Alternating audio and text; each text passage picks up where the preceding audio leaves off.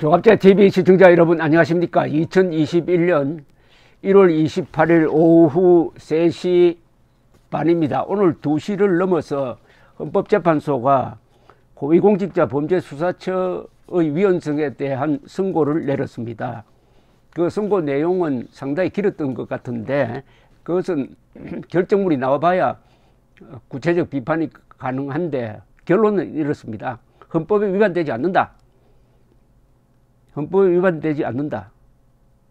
그 이유는 국회가 법률 제정과 폐기를 통해 공수처에 대한 통제권을 가지고 있고 행정부 내부적 통제를 위한 여러 장치도 마련되어 있다. 따라서 권력 분립 원칙에 위반되지 않는다. 공수처 검사에게 영장 청구권을 부여한 데 대해서도 헌법상 영장 신청권자가 검사로 한정되지 않는다. 따라서 헌법 위반이 아니다. 요게 핵심이라고 합니다.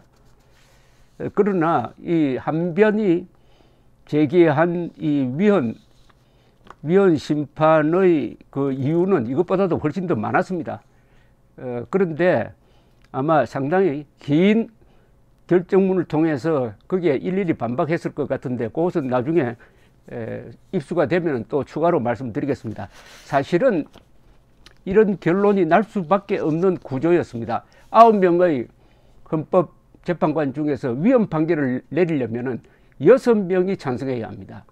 그런데 이 지금 헌법재판관 구성이 어떻게 되어 있느냐 하면은 2019년 12월 국정감사를 할 때 당시 한국당 주광덕 의원이 자유한국당 주광덕 의원이 분석한 자료가 있습니다. 이분은 이렇게 이야기합니다. 유남석 헌법재판소장은 우리법연구회 출신, 문형배 재판관도 우리법연구회 출신, 그 다음에 우리법연구회 후신인 국제인권연구회 인권법연구회 출신이 김기영, 이민선, 그리고 민변 회장 출신 이석태, 이렇게 하면은 벌써 5명이 친정부 성향이다. 또는 좌파 성향이라고 봐도 됩니다. 민변과 우리법연구회, 극히 이념적 성향이 강한 사람들로 과반수가 채워져 있으면은 이것은 정부에 반하는 결정은 거의 내리지 않을 것으로 보면 됩니다. 3명, 그러니까 6명이 위원회에 찬성해야 되니까 도저히 6명을 맞출 방법이 없는 헌법재판소 구조가 되어 있었습니다. 문재인 대통령이 집권해가지고 대법원과 헌법재판소의 구성을 자기 편으로 만든 것이 이럴 때 효과를 보는 거죠.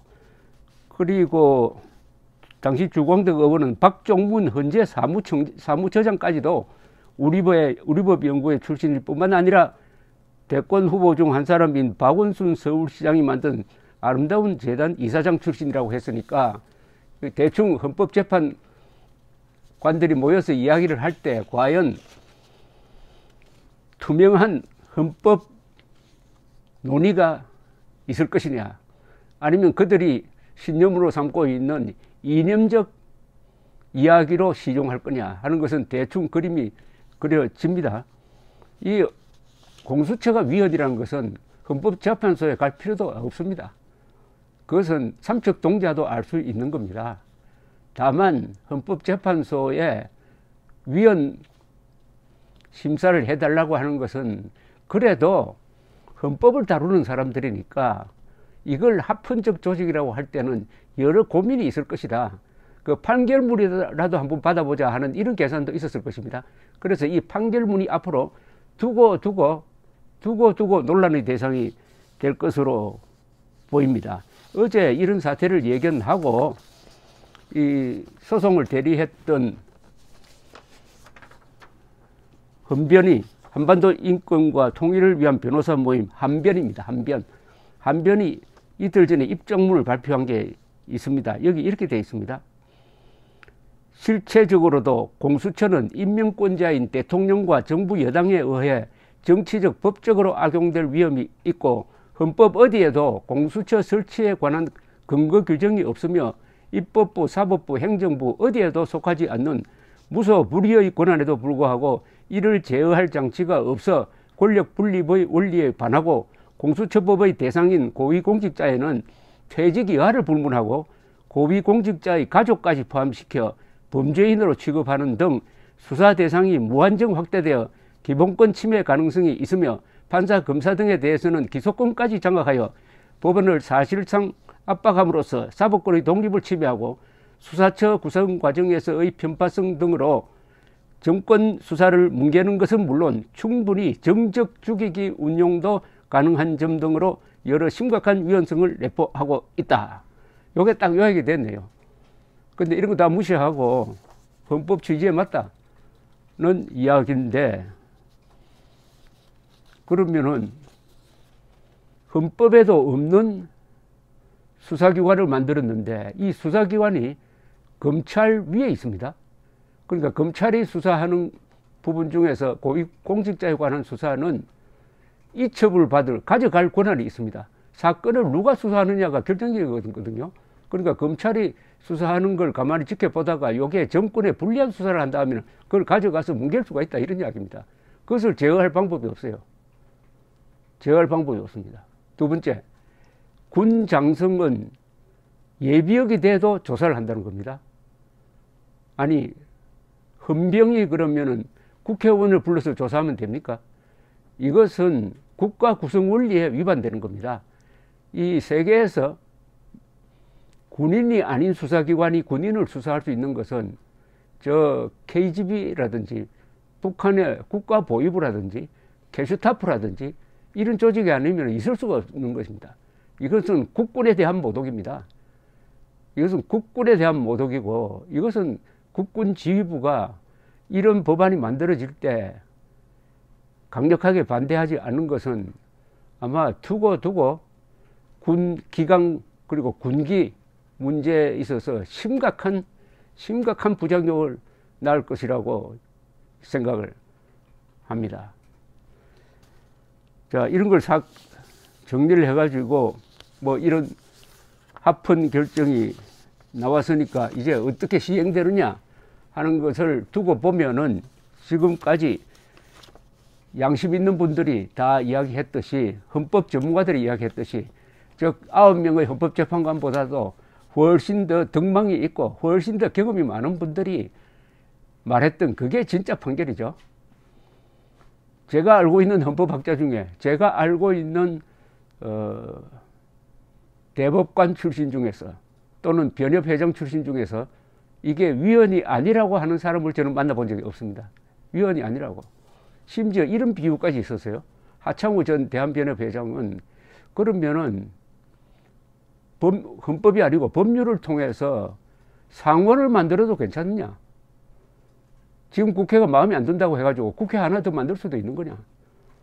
헌법에 있는 검찰 이외에 다른 수사기관을 만들려면 헌법 개정을 해야지, 세상에 법률로서 수사기관을 하나 더 만드는 게 어디 있느냐? 더구나 이 수사기관이 보통 수사기관이 아니고 어디 뭐 마약 수사본부 같은 게 아니고 검찰을 통제할 수 있는 검찰 위에 있는 공수처다. 그럼 앞으로 공수처가 말을 안 들으면은 공수처에 있는 수사기관을 또 만든다? 이렇게 할 수도 있는 것 아니냐? 이런 이야기였습니다. 이걸 물어붙이는 것은 부패척결이라고 하는데, 이미 문재인 정권이 말하는 부패척결은 자기 편의 부패는 감사고 상대편의 부패를 확대해가지고 이른바 적폐청산이라는 굴레를 씌워가지고 인간 말살적인 그런 수사를 하기 위한 것을 부패척결 또는 검찰개혁으로 포장했다는 것은 이미 여러분들도 잘 아실 것이라고 생각합니다. 더구나 부패척결을 하려면 제일 문제가 청와대의 부패척결인데, 청와대를 대통령과 그 가족을 감시하게 되어 있는 특별감찰관도 아직까지 임명도 안 했습니다.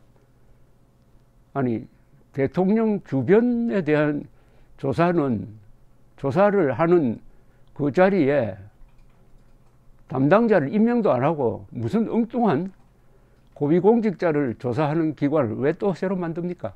고위공직자 부패의 가장 중심에는 항상 대통령이 있습니다.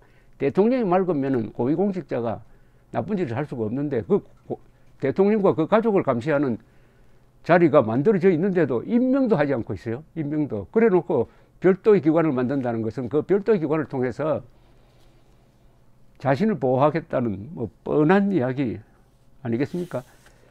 헌법재판소가 헌법을 수호하라고 만들었더니 헌법을 파괴하는 세력에 영합하고 말았습니다. 우리법연구회라든지 뭐 이런 단체는 이게 다 사조직입니다. 옛날에 전두환 박정희 정권 때 군을 내부에서 실권을 잡았던 사람이 하나회 출신이라고 있었어요. 사조직입니다. 김영삼 정부 들어서서 다 옷을 벗고 나갔습니다. 그러면은 법원 안에는 사조직이 있어도 괜찮습니까? 군대 안에는 사조직이 없어야 하고 법원 안에는 우리법연구회나 무슨 국제 뭡니까? 뭐 이런 연구단체가 있어가지고 유독 요 사람들만 요직에 앉는다. 대법원과 헌법재판소가 헌법을 지키지 못하면은 국민이 직접 지키는 수밖에 없습니다. 그걸 국민저항권이라고 부릅니다. 오늘 이 판결은 국민저항권의 당위성을 심어주는 아주 나쁜 판례가 되고, 여기 물론 나봐야 됩니다. 보면은 몇 사람은 반대했다, 몇 사람은 찬성했다, 이런 게 있을 것입니다. 그럼 뭉뚱그려 이야기하면은 대한민국의 헌법을 지키라고 권한을 주었더니 헌법 파괴 세력과 손을 잡았다는 역사적 평가를 면하지 못할 것이라고 생각합니다. 감사합니다.